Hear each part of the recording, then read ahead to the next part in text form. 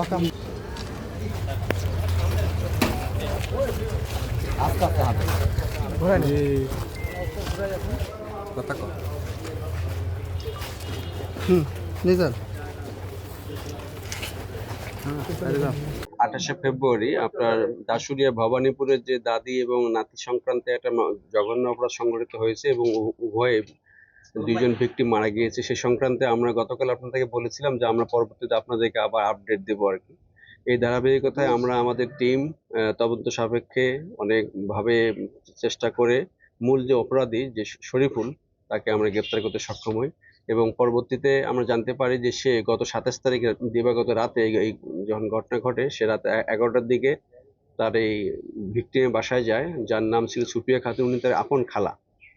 সেখানে গিয়ে তার সঙ্গে কথা বলে এক পর্যায়ে যখন সে নাতনির সঙ্গে দেখা করতে যাবে এরকম সময় তার খালা বাধা দিলে পরবর্তীতে সে তার সঙ্গে একটা কঞ্চি ছিল, হাতুড়ি বাটাম যেটা বলে, ওটা দিয়ে সে তাকে মারে এবং সে তৎক্ষণাৎ সে ওখানে মারা যায় বা অজ্ঞান হয়ে যায়। এই পাশাপাশি সে যখন ভিকটিমকে সেতু, যে জামিলা আক্তার সেতু রুমে যায়, রুমে গিয়ে তাকে দেখে যখন চিনতে পারে তখন তাকে সে আবার ওই হাতুড়ি দিয়ে পিটায়, মাথায় আঘাত করার সঙ্গে সে সেন্সলেস হয়ে যায়।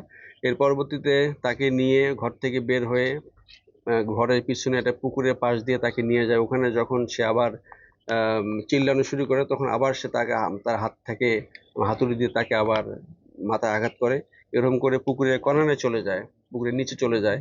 তার পাশে একটা ফাঁকা জায়গা যেখানে সর্ষে ক্ষেত ছিল সেখানে নিয়ে গিয়ে তারপরও তাকে যখন ওখানে সে একটু সেন্স আসে এবং চিল্লায় তখন আবারও তাকে মাথায় আঘাত করে। এই আঘাতের প্রেক্ষিতে সে মারা যায় এবং মেয়েটাকে সে ধর্ষণ করে ওখানে আর কি।